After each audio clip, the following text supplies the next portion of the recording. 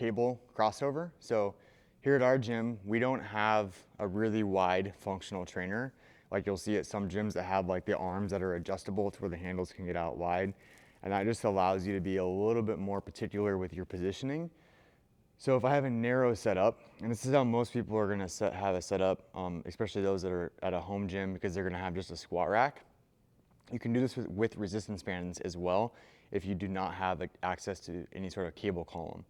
When we get set up, I like to do, so if we're doing just a strict, rear cable fly, we're going after our posterior deltoid typically.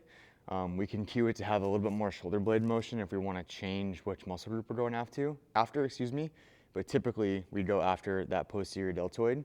And when we do that, I like my knees to be somewhat soft so then I don't end up just arching my back. Because if I'm arching my back, typically I'm not getting my elbows past my body. When I get my elbow past my body, that's gonna get more of that posterior delt just because of its action on the shoulder joint. So when I get set up, cables are about shoulder height. I'm gonna have my knees slightly bent, and then I'm trying my best not to smash my shoulder blades together and to drive the motion just through the actual shoulder joint itself. And I'm trying to get my elbows at least parallel with my torso and hopefully a little bit behind. And then I'm gonna come back out of that and I'm repeating that. And again, I'm being mindful that I'm not overarching my back as I do that to create a compensation pattern. Now you can also be playful and kind of change the angle at which you do this, but when you do that, it's gonna change obviously which muscles are being recruited.